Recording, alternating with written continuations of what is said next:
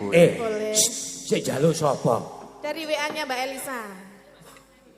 Ada yang WA Mbak Elisa. Monggo Mbak Ayu kapureh wonten panggungan dipun kancani kalian Bu E Prastiwi ya. Ngopo to konangan ki ra apa-apa karo bojone kok. Karepe arep karo liyane kowe. Ora. Ayo Bu, munggah Bu. Di anu Mas, di apa di Spot. spotin.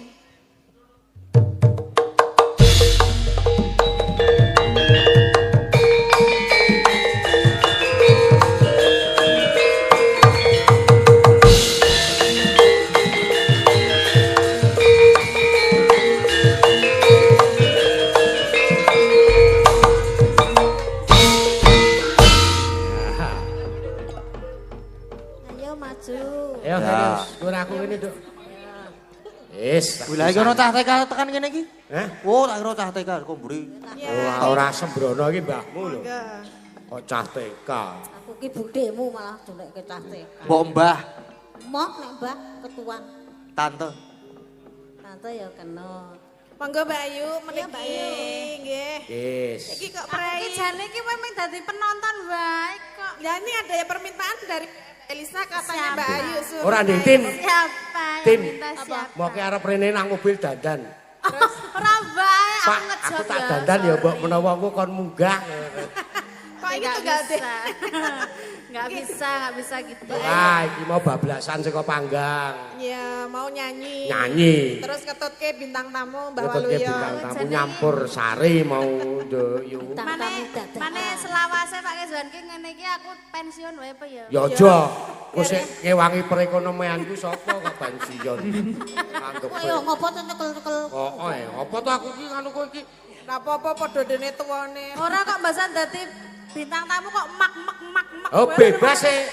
Ternyata penak ta? Penak dembok tatin. Oleh. Ambune ya wangi nek tatin. Terasi. Terasi gundulmu. Mas Gading menika tadi ada permintaan Tiwul Gunung Kidul Pawenang bagaimana? Oke? Oke enggak? Oke Kok dada. Oh, Nek dada. mboten ya berarti diganti rondo kompling nggih. Ya. Rada kempling iso ora?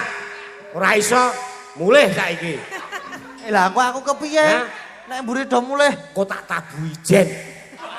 Oh, berarti Kapela. kaya dalang cangkeman ngendi Ayo kok kenci. dadi tak tuntak piye Wah, wis pokoke ngono kae.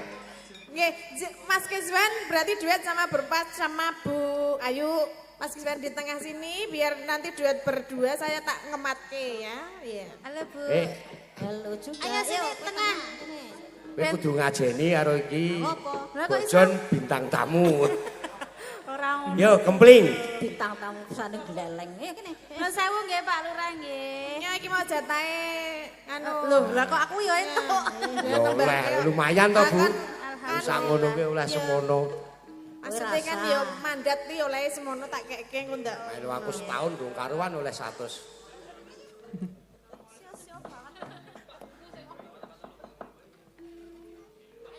Ayo. Ayo.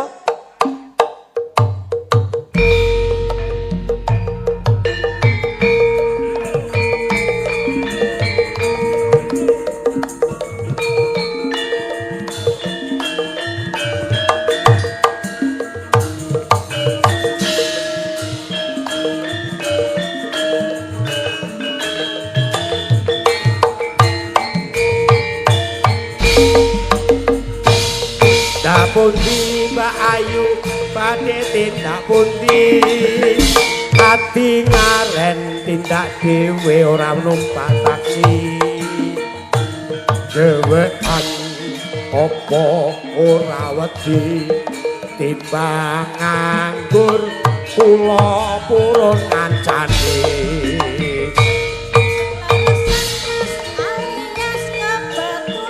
amo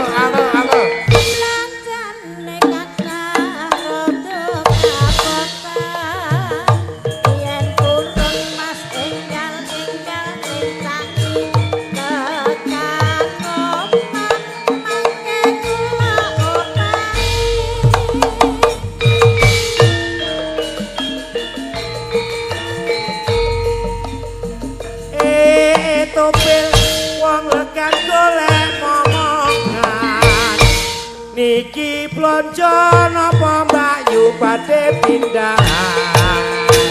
Ampun kula Mas sampean ampun kuciwa kula rondo panyaran ditinggal lunga. Awan-awan lunga blonjo ning pasar main. Nadyan rondo buatku rapati penting. Samarang Mas tuku gelang apa anting-anting Josu malang yang keranda dijamin kemping. Yo maju Rama.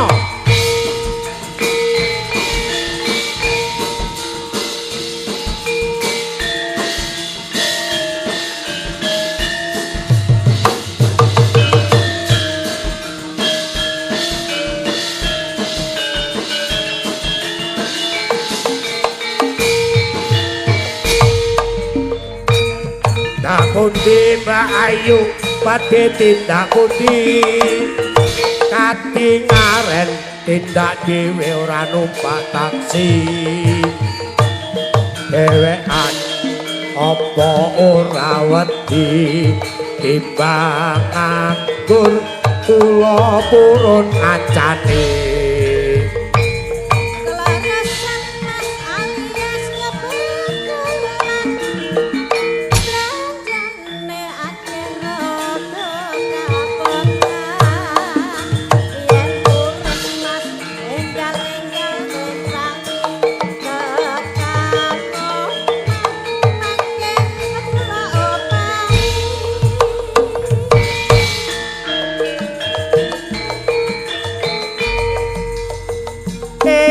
Topil wong legan golek momongan niki blonjo napa Mbak Yu badhe pindahan.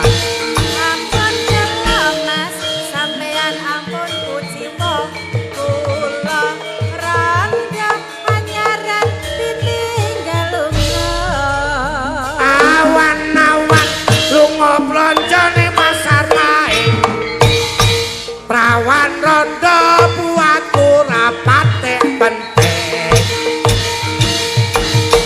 Mas tuku gelang apa anting-anting Josu malang ya ben randa dijamin kemping.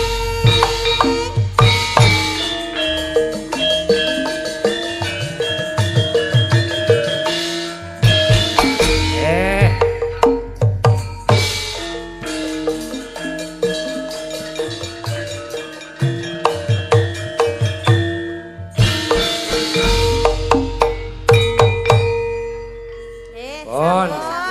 Nggih, sampun matur nuwun. Matur nuwun Mbak Ayu, terima kasih Ibu Pras, terima kasih. kasih, Bu.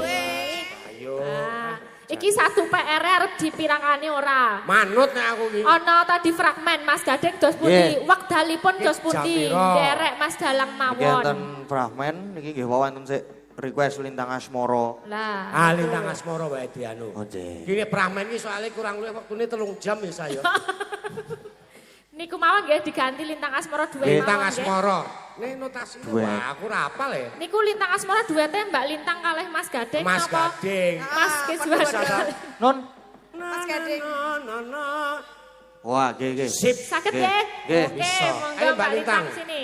Ya, Lintang Ya, Asmara. saya Dicoba tak- dulu cari ralnya. catatan. Golek catatan. rolnya. Ralnya coba dulu Mas Gading. Wong ayu. Saya lagi searching ya, Mbak. Rale nganggo apa ya Mbak iringane? Oh nganggo Pak Deae. Piye-piye aja Pakde to, Tang. Dadi ngene lho, Si jenengan Om. biasane rebab, pakai rebab bisa enggak? Iso. Ci. Pira? Loro ci. Nah, Biji. jenengan tuntun rebabe. Oh iso nuntun ki sik weruh. Keduren iki mergane dhuwur banget diwakili Mas Kiswan sing ral.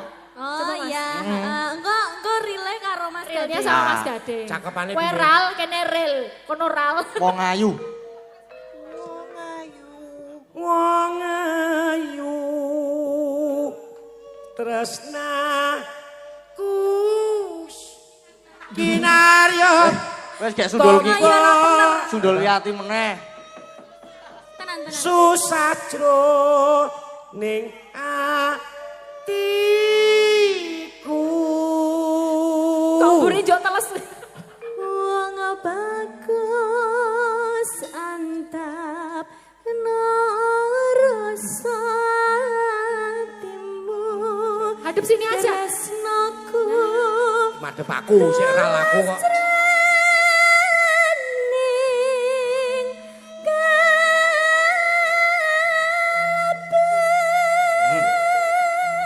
Sinis saya terusan kae. Sikes terus sinis. Sinis sik ngeral aku sik oleh kono. Ayo men. Rezekine dhewe-dhewe. Wis cetok dihujat iki ku aku. Yuk monggo kanca-kanca Yeah. pamenang. Monggo.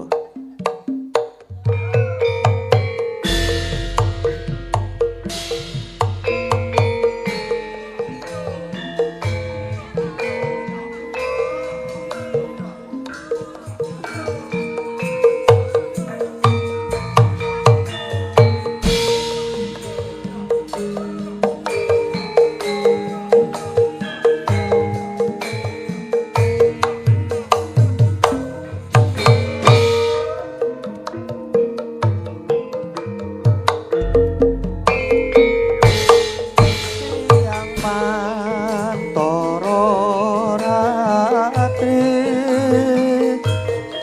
mongel ning manis ati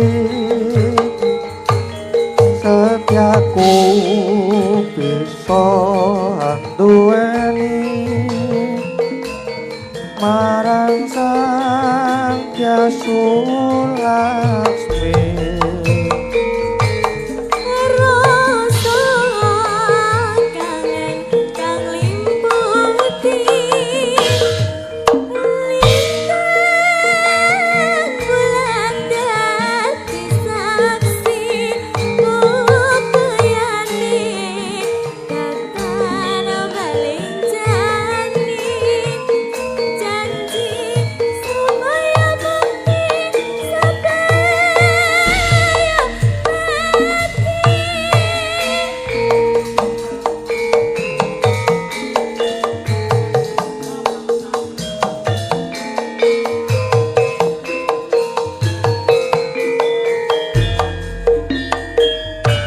Wong ayu tresna muni narayana susah jroning batenku.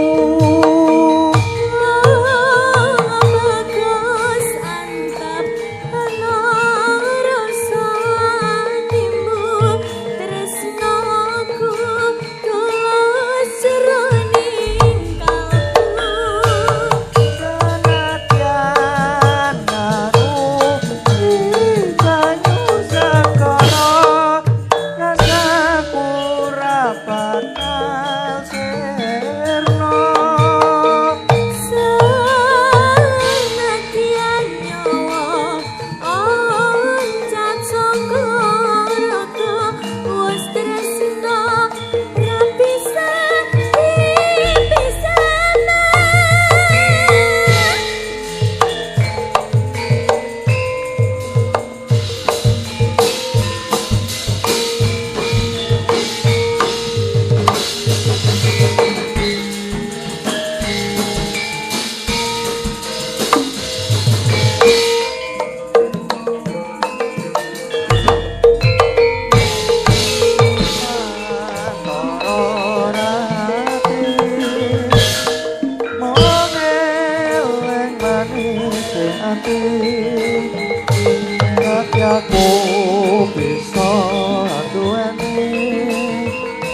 Marang sang Hyang Laksmi. Rasa kangen kang limpati lintang bulan dadi saksi bukayane katan baling janji supaya bukti supaya bukti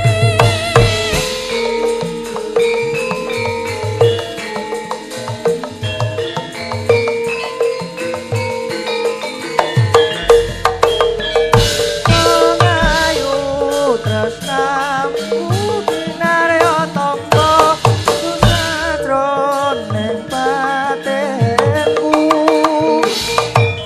bagus antap rasane tresnaku tulus serone kabu senadyan ngarungi banyu sekara rasaku ora bakal sirna senadyan nyawa loncat sakaraku wis tresna ra bisa dipisahna wis tresna ra bisa dipisahna. Wah, ya matur sembah nuwun. Nggih, matur sembah nuwun. Wah, nggo bengok-bengok sirahe mak tleng. Dhuwur banget tak ya. Nggih. Nggih. Niku Nggih. minangkani niki wau pengganti fragmen ya Mbak Tatin Mas Nggih. Keswan. Nggih, Fragmen, Prahmen fragmen. berarti. Prahmene Mas Gading karo Mbak Lintang. Ono sing ikut ya. Penonton. Piye? Arep tetep Gimana? di fragmen nggih. Mau gimana saya juga manut. Pokoknya Mas Gading nika waktunya pripun? Jan, niki Nek sampun- niki pun niki nggih pun. Nek- Sampun jam 1. Ah, keripik gedang, keripik susu telo. keripik. Nggih, pun jam 1 ini Lah ya. mengke sing dereng dipinangani saged dipinangani tenggoro. Goro-goro. Nggih. Mbak Bile mengke sing dereng dipun pinangani wonten Nggih. goro-goro. Neruske Menika lakon rin. Sampun rumiyin. Nggih, ngaturaken sembah nuwun ingkang kathah sedaya warga Pilangrejo, Pilangrejo, Pak Lurah, sedaya nggih. perangkat desa terima kasih. Matur sembah nuwun Kathah Bapak. lepate nyuwun agung ing pangaksama. Nggih, Mbak Bile sanes kedal saged pinanggih malih Mas Gading. Nggih. Mas Gading sama Pak Wenang juga sukses sampai Semangat, Pak nanti. Wenang. Sukses. Nggih. Saya selalu sukses selalu. Banyak-banyak le do sinau do Nggih. latihan ya. Siap. Sesuk nek ra anu ngundang Pak E ngambah. Dibilangin Pak Guru harus nurut ya. Iya. Pun monggo Mas Gading Nggih, dipun matur lanjut. sembah nuwun, Om Sukses. Keswan. Matur sembah nuwun, Mbak Elisa. Paripurnanipun nggih. Mbak Tatin, Didik Lintang terima kasih. Iya. Iya, heeh. Nggih, matur nuwun. Iya. Heeh ya, wis iki engko ana pamundutan sing kurang ku ya dipinangani ning gara-gara meneh ya, Nok ya. Iya, Mak. Sawetore sang patih Hanata prajurit Paris Nyawijiku